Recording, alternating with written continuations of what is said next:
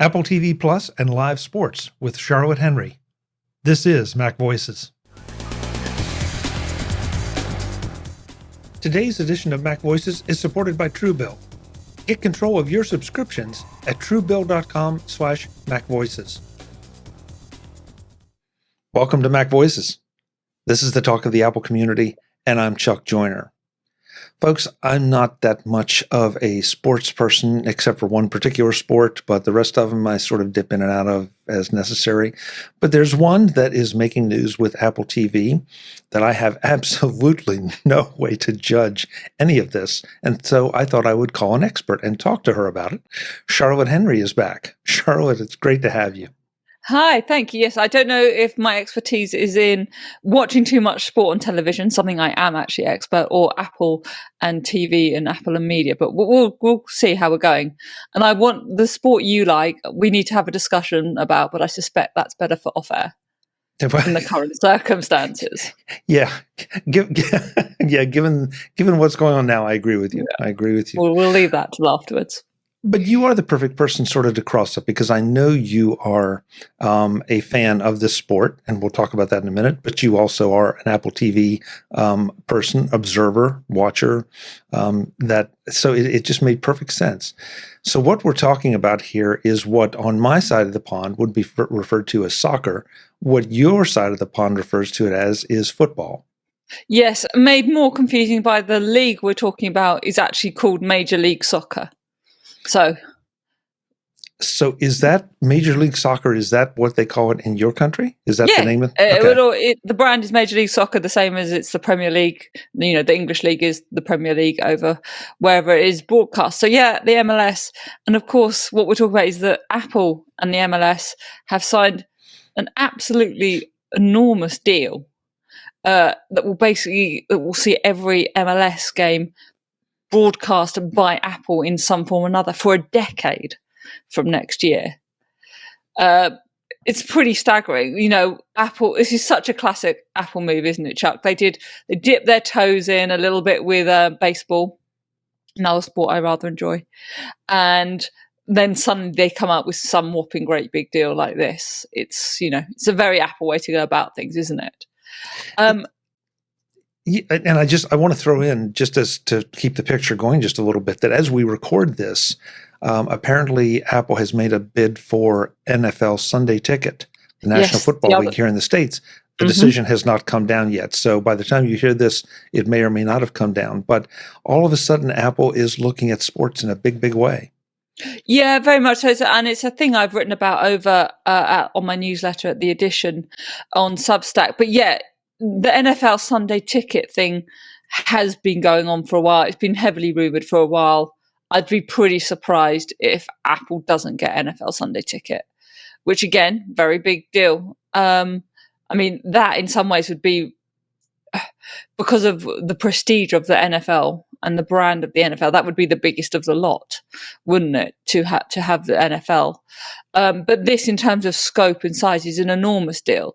As I say, it's lasts a decade from 2023, and all around the world they're going to show the MLS, so the league games. They're going to show its Leagues Cup, and there will be some MLS Next Pro and MLS Next matches as well by Apple. Now, I understand those last two are kind of up-and-coming talent league, youth leagues, that kind of thing. But obviously what will attract most people is the regular, MLS games. And yeah, so we've got this going on. So there's been a bit of confusion in that, and I was confused when this deal was first announced. So there is going to be a standalone MLS service from Apple that's going to be paid for monthly, I think. But there will also some games Apple TV Plus subscribers will get. And I also think there'll be some games that anyone with the Apple TV app will just be able to access for free. So it's a bit of a confusing way around it, but ultimately there will be a way to watch every MLS game via an Apple device, via your Apple services. So they're obviously trying to give some advantage to people who have taken out an Apple TV Plus subscription, but also now doing a spin-off whereby there's a separate add-on service for the MLS. And It's kind of interesting because actually you're starting to see a few big stars come over to the MLS for this time. Welsh player Gareth Bale, who's one of my favourite players of all time, is heading over to Los Angeles for the next season. So if he lasts around after the World Cup, he'll be part of this deal. And there's obviously David Beckham's new team and all of that. So there's a lot going on. I suspect people will kind of be quite interested to check this out, actually. So I like the way that you kind of bottom lined it by saying that there will be an option for someone to be able to watch every game, because that here has been, I think, a bit of a frustration. And Right. I don't follow the NFL, that much. So there may be an option out there. I think there is an NFL channel or NFL ticket. I'm not sure. But at the end of the day, if you are a true fan of these sports, that's what you're really looking for. Instead of having to subscribe 5 or 6 different places and pick them off, you just want to be able to say, hey, I want it. I'm going to spend the money, and this is how I get it. And then the experience is consistent. Correct. I should really emphasize this is blackout free. So this is not what you've had, say, in baseball, where if you're an MLB subscriber, you can watch the New York Yankees so long as you're not in like New York City or whatever. I think even the New York Yankees blackout area might even go beyond that. I mean, so this is no blackouts. Any country in which Apple has the rights for this service, which includes obviously the United States. It's coming here in the UK, Canada, I think. It's a big deal. And of course, the other thing we should throw into this mix, Chuck, is Apple has timed this just ahead in the build up to the World Cup coming to North America and Mexico. So the 2026 World Cup will be in the US, Canada, and Mexico. So obviously they're going to try and be part of a drive to reignite the glory days of 1994 and kind of bring football, soccer back to the US in this way. And it's a huge deal, whichever way you look at it, I think.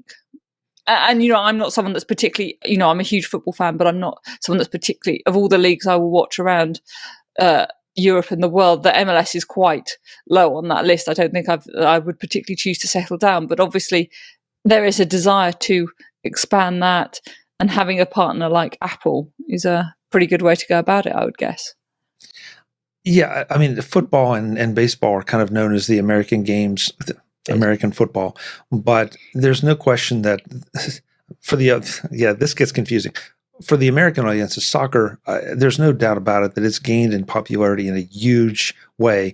And it's sort of from the ground up, because if you go out on a Saturday morning and drive around to, any, I'm not even going to say rural areas, but just, any places that have any kind of soccer programs, man, the kids are there in droves. And it's great to see. But it also is interesting that it really hasn't translated into quite the same kind of visibility, except maybe women's soccer here in the U.S. Yeah, that was a point I wanted to make, actually, that obviously soccer has actually often been a women's game over in the States, where it hasn't been traditionally. It's growing now here in the UK, finally. The women's league here is finally getting on big TV deals and, gaining some due prominence. But obviously there's been superstars in American women's soccer for years. And so I was sort of also intrigued that actually this deal didn't include that, but maybe, I don't know quite when the rights for that kind of thing will come up, that Apple can get their hands on. But I think if we kind of take a step back from the kind of minutiae of this deal and what it means either for, for the sport or whatever, which, I could blather on about for ages. What I think is quite interesting is what it means for Apple and what the kind of strategy it's pursuing. It's obviously decided live sport is going to be the thing that brings in subscribers as much as big drama shows or whatever. And I think they're probably right. I mean, all the experience from cable and broadcast television tells you the thing that makes people keep their package is access to live sport, isn't it? So, yeah, for better or worse, yes. Right, exactly. So I don't see why that should be different for a streaming service, particularly. I think I've mentioned this on other shows, but it's worth reiterating that sport has obviously some particular issues when it comes to streaming. Live streaming obviously is complicated anyway, but sport in particular, there's obviously an issue. If there's delays or buffers or trouble in the stream, you can get some very, very upset sports fans. I've referenced before the issue that Amazon Prime Video had when it first started showing Premier League soccer here in the UK. Look, you've got me saying soccer now, Chuck. What have you done to me?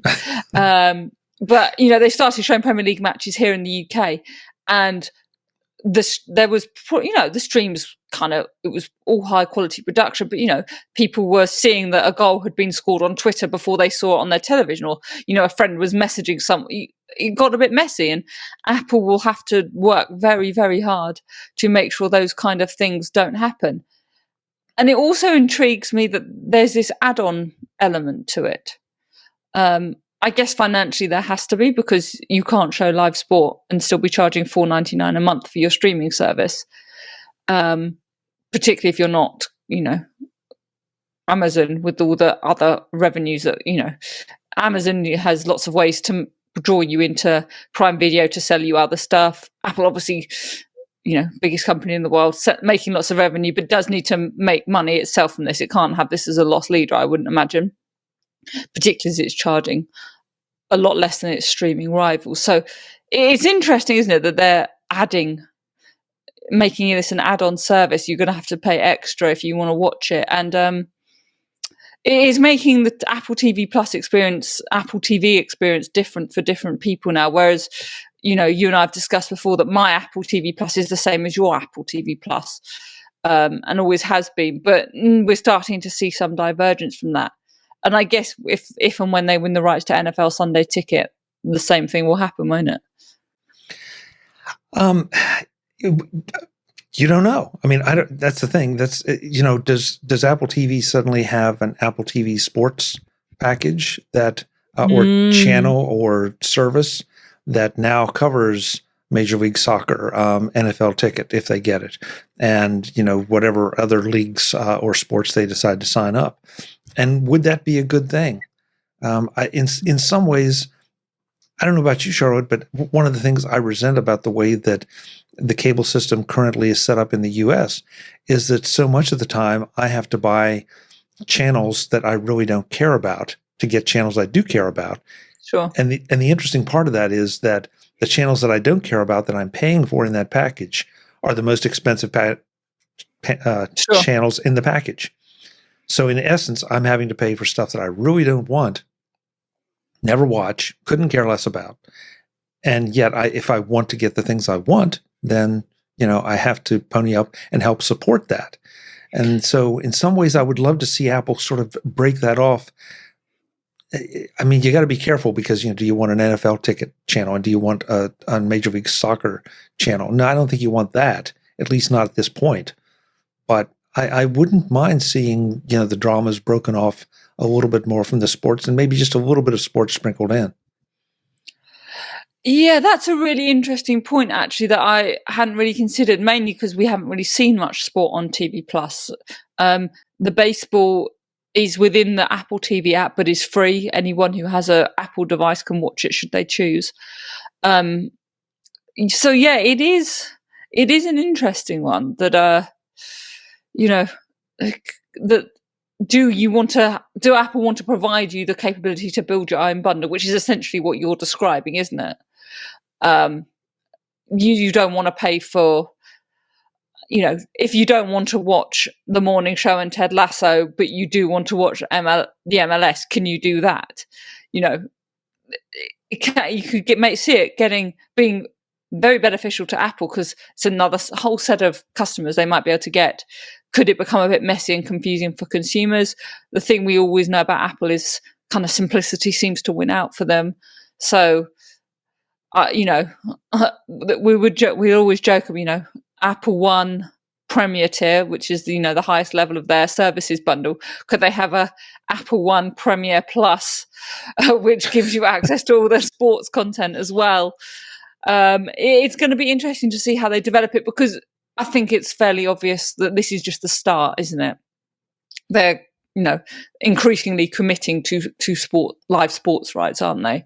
And also sports presentation in general. We saw what's coming in iOS 16, which is, lots of sports news and sports information being integrated into the Apple News and News Plus service. Today's edition of MacVoices is supported by Truebill. Get control of your subscriptions at truebill.com/MacVoices. What do you spend on subscriptions each month? Most of us think we spend around $80 a month on subscriptions, but we actually spend closer to $200 every single month. What is more interesting is how many of those subscriptions that you've forgotten about. So the charges rack up each month. Cha-ching, cha-ching, cha-ching. Truebill is the new app that helps you identify and stop paying for subscriptions you don't want, need, or simply forgot about. On average, people are saving thousands a year with Truebill. Truebill lets you see all your subscriptions in one place, so you can keep the ones you want and cancel the ones you don't, right from the app. Be like Matthew B., who said that in a matter of seconds, I saved $660 for the first year on my DirecTV bill and saved $120 for the year on my Sirius XM bill. Start canceling your unused subscriptions at truebill.com/MacVoices. Go right now, truebill.com/MacVoices, truebill.com/MacVoices. It could save you thousands a year. truebill.com/MacVoices. Thanks to Truebill for their support of MacVoices. I'm sitting here trying to decide how I feel about it, because I look at some of these sports channels and the ones that have added 3, 4, 5, and then they lose a contract. And that was something I was going to bring up that you mentioned earlier in the conversation. I think it was about the women's U.S. soccer. That it starts to feel almost like the music business and the issues of multiple iTunes stores around the world, because we have a contract to distribute in Australia, but we don't have it for the US, or we have it for Canada, but we don't have it for Mexico. And it just turns in, as you said, it turns into a mess for the consumer. And I really hope that, everybody is smart enough, Apple as well as the sports leagues are smart enough not to shoot themselves in the foot. But this has always been the advantage Apple TV Plus has, doesn't it? That if a show's on Apple TV Plus, it's on Apple TV Plus, basically. And you don't need to worry what country you're in. If you have access to Apple TV Plus, you have access to all their originals and all their shows, and that's just how it is. And that's not the same, say, on Netflix, is it? My Netflix is different to your Netflix, and my Amazon Prime Video is different to your Amazon Prime Video. And there are some services that exist for you that simply don't exist for me. I'm guessing vice versa, although increasingly that's not the case, because even BritBox came here and whatever. But the big thing that Apple, I always thought, had going for it was the consistency, and sport will inevitably, just by the way the rights work, change that. And Apple is going to have to do a very nimble job of maintaining that, both in the Apple TV app, which, let's be blunt, is not a very nice app to use anyway. And from what we saw at WWDC, didn't look like it was getting a very big overhaul in iOS 16. It's not a particularly nice interface to deal with, the Apple TV app. I don't think tvOS is getting a huge overhaul either. We didn't hear anything about tvOS, did we, at WWDC? So all this stuff is being added on to, relatively old software and software platforms.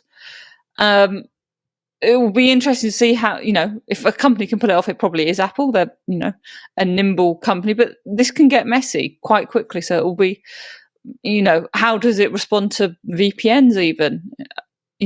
All this stuff is going to have to be navigated. It'll be very interesting to watch as this starts to play out in particularly 2023 with MLS. It's relatively simple and straightforward at the moment with its MLB offering, which, by the way, we should note, they've never charged anyone a cent for, and continue to put MLB Friday Night Baseball on for free on the TV app at the moment. And we could speculate that was a trial balloon to see what happened, For sure. to see how well it reacted, and to get their feet wet in, as you said, the sort of the back end of the live streaming. What are the challenges? What are the issues? And how do we overcome them? Can we overcome them?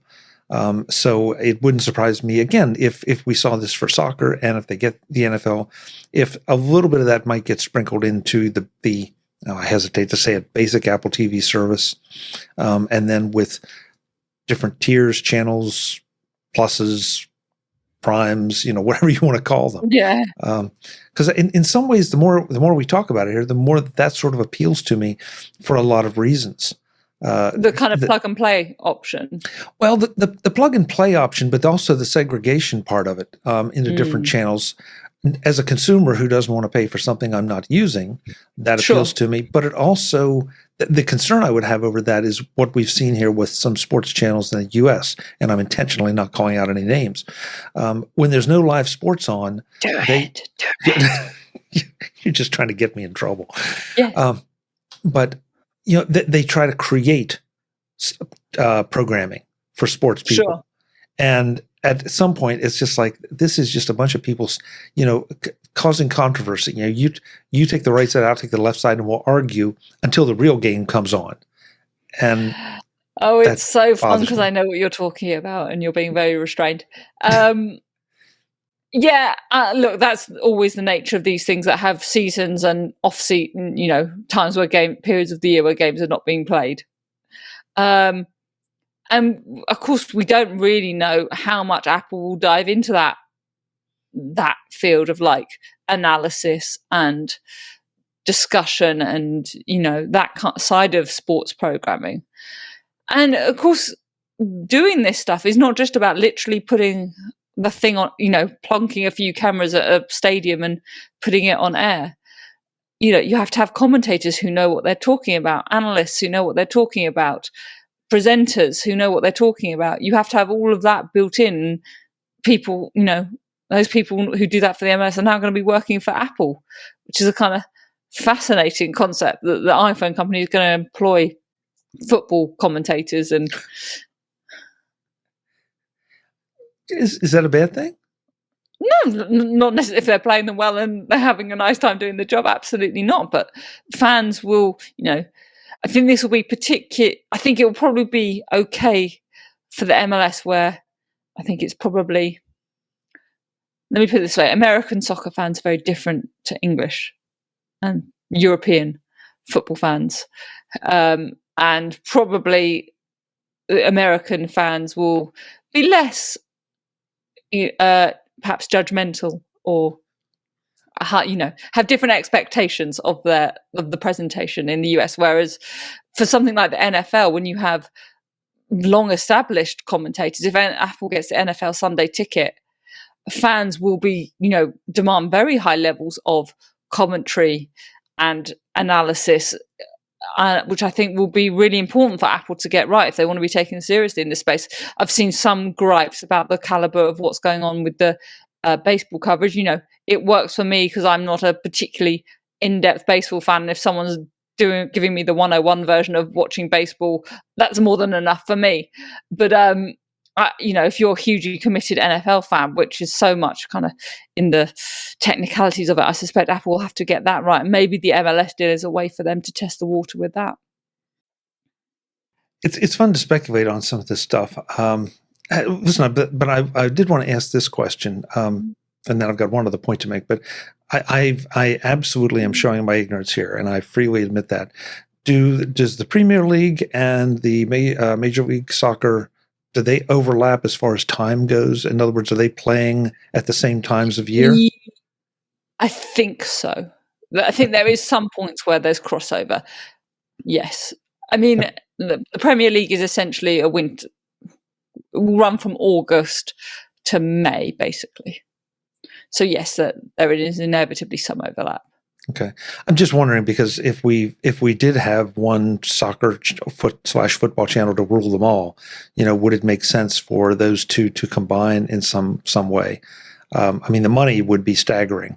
That deal would have to happen, and I'm sure there are contractual arrangements that it would be a nightmare, but it sure would be great for the fans.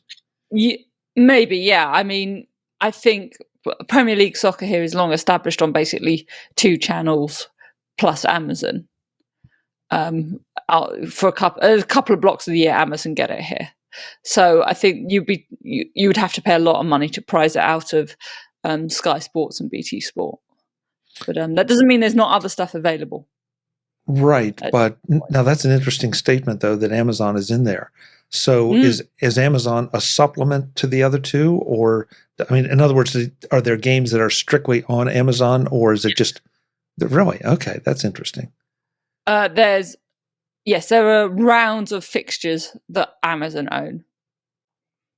I mean, there's all sorts of, this will send us down a complete rabbit hole, but there are all sorts of different rules about what you can and cannot show here in the UK. As I think I've told you before, you basically cannot show live soccer from anywhere in the UK. Sorry, from anywhere in the world in the UK between 2:45 and 5:15 p.m. on a Saturday afternoon. There's whatever happens. So there's very set blocks of time where football can be shown in the UK, and all this stuff is the streaming world, I think, probably should change that. But anyway, that's a different conversation. But it makes sense to me that Apple's first move into football is soccer, is with the MLS. It makes complete sense that it would be that way. It's probably the most straightforward deal to do. The MLS is probably happy for the promotion and the platform. Actually, I should say, while I was mentioning Sky, they were who showed the MLS in the UK this last season. So Apple is taking it off Sky here in the UK. So that means, am I correct? Apple will have exclusive distribution in the UK for. I think, MLS? Apple for the MLS it will be exclusive, I believe, and every single game. I think that's the whole sort of significance of this deal, is that Apple will be the place to watch the MLS should you choose to. Okay, that's what I understood from the press release and my very limited knowledge of how your television works. But every time we get together and have these conversations, I learn something. It is a bit. I have to say, I didn't think Apple made this as clear as perhaps they might have. And now there are obviously a number of months before this becomes a problem. But there was a bit of like this. Some games will be here, some will be there. Everyone can see everything, but it did seem it wasn't as clear as I thought it might have been. Well, maybe the ink wasn't dry on the contracts yet. Possibly. I think probably they just wanted to let everyone know they had this deal, and they'll work out the details as we get closer to, the deal doesn't come in until 2023. So there's a bit of time to work out the nuances of it. So it will be very interesting to see how it plays out. And if, there's more sport on Apple TV's platform before we even get to this deal, I think we also shouldn't kind of just brush past how long this deal is for. This is for a decade. That's a long time in streaming. And that's a very long time. Think about, how the streaming and video consumption has changed over the past 5 years, let alone 10. You make a very good point. Yeah. The other point I wanted to bring up, we sort of danced around it, but we haven't specifically called it out, is that Apple is now tending toward being a services company. And this is one more option to put that recurring revenue on their books with something that is not maybe as fickle as, the latest hit sitcom or latest hit movie. But soccer fans, I think everywhere, I think any sport fans are kind of diehard fans. If you're really into that sport, then you're there, and you're there for a long time. And I guess that's also why this deal, as we just said, is a decade long. Because, Apple has got that, knows that it will have revenue in whatever way it seeks to generate that for a decade from this. And, once people are in, they're probably going to, stay in. Because as I understand it, the MLS is only getting bigger and more popular and becoming more of a kind of feature in American sports consumption. So Apple obviously think it's kind of getting in at the bottom of the market almost to be part of building this thing up to something bigger, particularly, as I say, as we build up to a World Cup in North America and Canada. Yeah. And somebody will Sorry, email North me. America, Mexico. Yeah, somebody will email me and tell me I'm wrong about this, but there are not too many sports that I think are necessarily shrinking in popularity. Sure. At the worst, they're holding, but they tend to seem to grow, and especially with being televised, and the younger kids come up and they have their favorite players and they want to be like their favorite players, so they absorb everything they can get, and it's just a perpetuating cycle. Yeah, and as I say, I think it always seems to me the intention is to make the MLS be taken more seriously in the ways the European leagues are taken seriously, as opposed to the way it's perceived now. And Apple will obviously want to be a part of that. Charlotte, there are a lot of questions here. We will have to continue this discussion as we go along and get more information and see just exactly what happens. But thank you for enlightening us. Well, you and I can, when this starts in 2023, we'll get our share play options loaded up and we'll watch a game together. There you go. That's good. You can explain what's happening to me. Yeah, I'll try. So, tell folks where else they can find you and benefit from all your wisdom, soccer or football or not. Well, so if you want me to see me ranting about soccer, it's at Charlotte A. Henry on Twitter. But for the other stuff, it's The Edition, ADD, on Substack. So if you search for theedition.substack.com or The Edition in your podcast app, you will find me. And please do subscribe and share and come be part of it. It's a growing community. We're having fun, so come be part of it. Great. Thanks so much for the time, Charlotte. Great to see you as always. Lovely to see you.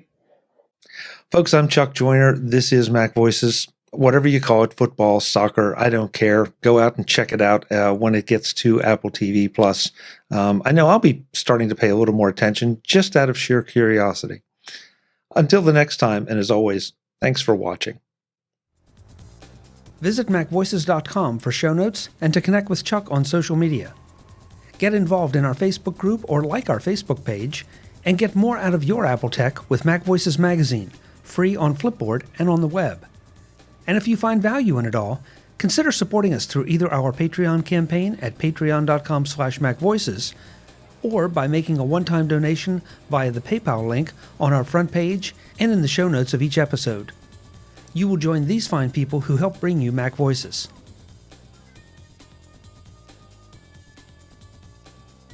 Advertising handled by Backbeat Media at backbeatmedia.com. Bandwidth provided by CashFly at cashfly.com.